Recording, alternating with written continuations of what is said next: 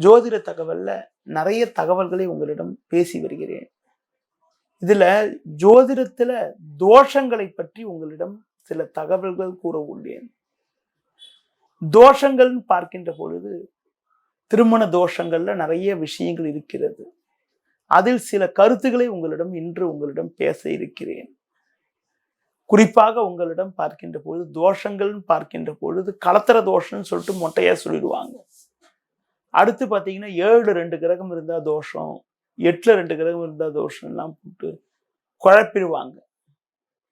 பொதுவா 7-2 கிரகம் இருந்தாலே ஒரு சிலர் பார்த்தீங்கன்னா அந்த ஜாதகருக்கு 2 மனைவி அமையக்கூடிய ஒரு வாய்ப்புன்னு சொல்லிட்டு ஒரு பயமுத்தி விட்டுருவாங்க. அதே மாதிரி உங்களுக்கு பார்த்தீங்கன்னா ஜாதக ரீதியாக உங்களுக்கு நீங்க பிறக்கக்கூடிய லக்னத்தை பொறுத்து இருக்குது.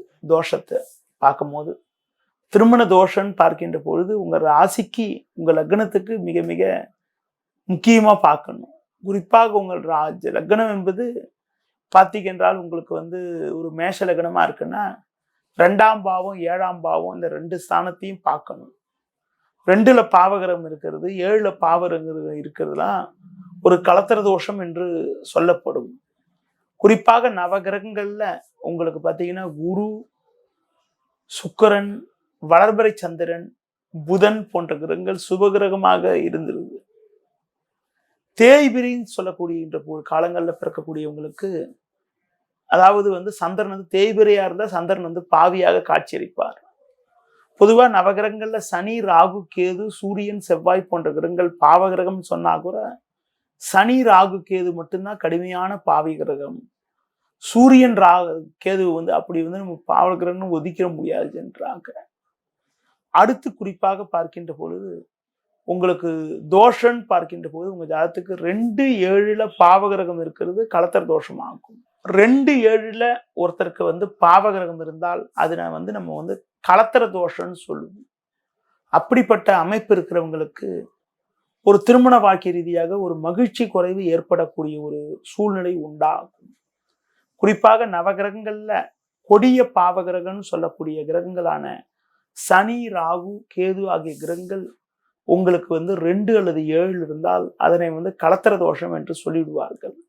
இந்த கலத்திர தோஷம் என்றால் காலதாமதமாக திருமணம் நடக்கிறது, திருமண வாழ்க்கையில ஒரு ஒற்றுமை இல்லாம இருக்கிறது, ஒரு மன வாழ்க்கையில 2 பேருக்குள்ள ஒரு அந்யோன்யமா இல்லாம இருக்கிறது, 2 பேரும் பிரிஞ்சிடுறது, 2 பேருக்குள்ள யாராவது ஒருத்தருக்கு ஏதாவது உடல் பாதிப்பு ஏற்படுறது தான் கலத்திர தோஷம். அப்படிப்பட்ட அமைப்புல ஒரு ஜாதகத்தை எடுத்த உடனே 2 அல்லது 7ல பாவகிரகம் இருந்தா தோஷம்னு சொன்னா கூட 2 அல்லது 7ல இருக்கக்கூடிய பாவகிரகத்து திசை அல்லது புக்தி நடக்கும் போதுதான் அந்த பிரச்சனையை கொடுக்குமோ சரி, 2-7ல பாவகிரகம் இருந்தாலே தோஷம்லாம் கிடையாது.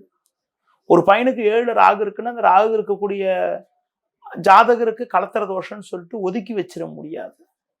இப்ப அந்த ஜாதகர் ராகுவோட நட்சத்திரத்துல பிறக்கிறாருன்னா அவருக்கு அந்த ராகு திசை சின்ன வயசுலயே முடிஞ்சிடும். ஒரு சில திசையில பிறந்தா, ஒரு சில நட்சத்திரம் பிறந்தா ராகு திசையே வராது ஜென்ரலா. அது போல இந்த திருமண தோஷங்கள்னு பார்க்கின்ற பொழுது 2ல பாவகிரகம் இருந்தாலும் அது கடுமையான பாதிப்பை ஏற்படுத்துது. 2ல பாவகிரகம் இருந்து அந்த ஜாதகருக்கு திருமணத்துக்கு பிறகு வரக்கூடிய காலங்கள்ல 2ல இருக்கக்கூடிய பாவகிரகத்தோட தசாபுத்தி நடந்தால் அது பாதிப்பை கொடுக்கும்.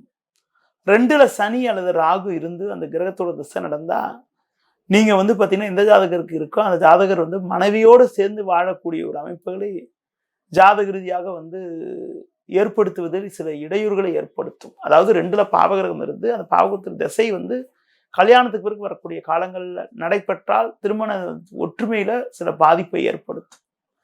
ஒரு அடுத்த விஷயம் என்ன பார்க்கணும்னா 2ல பாவகம் இருக்குமா அந்த பாவகத்தின் திசை நடக்கலைன்னா இதை பத்தி கவலையப்பட தேவையில்லை. அடுத்து இந்த திருமண தோஷங்கள்னு பார்க்கின்ற பொழுது உங்களுக்கு பார்த்தீங்கன்னா தசா சந்தியை பத்தி ஒரு பெரிய லெவல்ல பேசுவாங்க. தசா சந்தி என்பது ஒரு மிகப்பெரிய ஒரு கடுமையான ஒரு தோஷம்னு சொல்லிட்டு பேசுவாங்க. ஆனா நடைமுறையில் அப்படிலாம் ஒன்றும் கிடையாது. தசா சந்தி, தசா விடுதலைன்னா ஒரு திசை முடியிற நேரம், ஒரு திசை ஆரம்பிக்கிற நேரத்தை விடுதலைன்னு சொல்லுவோம்.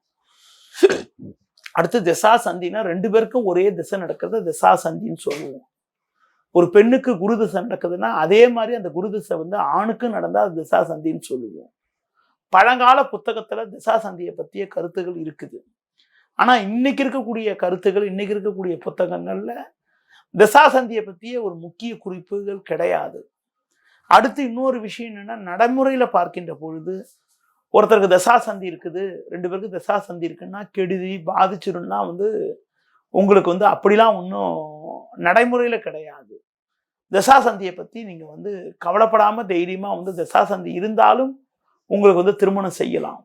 தசாசந்தியில என்னை பொறுத்த வரைக்கும் ஒரு 3 வருஷம் டிஃபரன்ஸ் இருந்துட்டா எந்த விதத்திலையும் பாதிக்காது. ஒரு திசையில ஒரு புக்தி நடக்குதுன்னா 3 வருஷம் டிஃபரன்ஸ் இருந்ததுன்னா உங்களுக்கு ஆட்டோமேட்டிக்கா 2 பேருக்கும் அந்த திசையில ஒரே புக்தி வராது. அதனால அவங்க தாராளமா செய்யலாம்.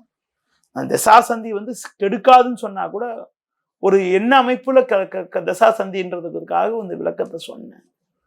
அடுத்து உங்களுக்கு திருமண தோஷங்கள்னு பார்க்கின்ற போது இன்னொரு விஷயம் என்னன்னா, குறிப்பாக கிரகண தோஷம் என்பது கடுமையான தோஷமாகும். இந்த கிரகண தோஷத்துல பிறக்கிறவங்களுக்கு பெரும்பாலும் பார்த்தீங்கன்னா மன வாழ்க்கை அவ்வளவு சிறப்பா இருக்கிறது இல்லை. ஒரு சிலருக்கு திருமணம் நடைபெறுவதிலேயே ஒரு சில இடையூறுகள் ஏற்படுது. எப்படின்னா, சூரியன் சந்திரன் உங்களுக்கு ராகு அல்லது கேது ஒரே நேரத்துல இருக்கிற நேரத்துல பிறக்கிறவங்க கிரகண தோஷத்தை பிறந்தாங்கன்னு அர்த்தம். ஒரு ஜாதகத்துல சூரியன் சந்திரன் ராகு போன்ற கிரகங்கள் எல்லாம் ஒரே கட்டத்துல இருந்தால் அது சூரிய கிரகணம் ஏற்பட்ட நாள் என்று சொல்லலாம்.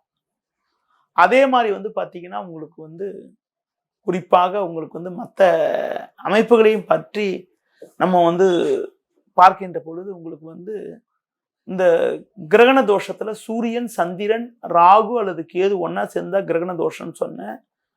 இது பாத்தீங்கன்னா சூரிய கிரகண தோஷம் ஆகும். அதுவே ஒரு ஜாதகத்துல சூரியன் அல்லது சந்திரன் ராகு அல்லது கேதுவோடு இருந்து அதற்கு 7ஆம் வீட்டுல சூரியன் அல்லது சந்திரன் ராகு அல்லது கேதுவோடு இருந்தால் அதையும் கிரகண தோஷம்னு சொல்லுவோம். உதாரணத்துக்கு ஒரு ஜாதகத்துல ஒரு கட்டத்துல சூரியனும் ராகுவும் சேர்ந்திருக்கு, அதுக்கு 7ஆவது கட்டத்துல சந்திரனும் கேது சேர்ந்திருக்குன்னா பௌர்ணமியில பிறந்திருப்பாங்க. அப்படிப்பட்ட பௌர்ணமியில பிறந்திருக்கின்ற போது அது உங்களுக்கு பௌர்ணமி சம்மந்தப்பட்ட கிரகண தோஷம் ஆகும். அது போல உங்களுக்கு ஒரு ஜாதகத்துல சூரியன் கேதுவோடு சேர்ந்து சந்திரன் ராகுவோடு சேர்ந்து இருந்ததுன்னா அதுவும் பாத்தீங்கன்னா பௌர்ணமி சம்பந்தப்பட்ட கிரகண தோஷம் ஆகும். அப்படிப்பட்ட அமைப்பு இருக்கிறவங்களுக்கு பொதுவா ஒரு ஜாதகத்துல லக்னத்துக்கு 1-7 பாவ கிரகம் இருந்தாலும் ஜாதக ரீதியாக தோஷம்னு சொல்லுவோம். ஒரு பெண்ணுக்கோ ஒரு ஆணுக்கோ ஜாதக ரீதியாக சந்திரனுக்கு 1-7 ராகு கேது இருந்தாலும் உங்களுக்கு பாத்தீங்கன்னா அது கிரகண தோஷம் ஏற்படுத்தின அமைப்புன்னு சொல்லுவோம். அதாவது சந்திரன் ராகு உங்களுக்கு சந்திரனுக்கு 1-7 ராகு கேது இருந்தாலும் அதனை கொஞ்சம் ராகு கேது தோஷம்னு சொல்லுவோம். கிரகண நேரத்தில் பிறக்கிறவங்களுக்கு ஆட்டோமேட்டிக்கா பாத்தீங்கன்னா சந்திரனோட ராகு அல்லது கேது இருக்கும், அதற்கு 7ஆம் வீட்டுல ராகு அல்லது கேது இருக்கும். இப்படிப்பட்ட அமைப்பு இருக்கிறவங்களுக்கு நடைமுறையில் அதாவது திருமண வயது காலத்தில் உங்களுக்கு சூரிய திசையோ சந்திர திசையோ நடந்தால் அதை கிரகண தோஷம்னு சொல்லுவோம். அப்படிப்பட்ட அமைப்பு இருக்கிறவங்க உறவினர்களை விட்டு ஒரு அந்நிய இடத்துல திருமணம் செய்யறது மூலமாக ஒரு சில வளமான பலன்களை அடைய முடியும்.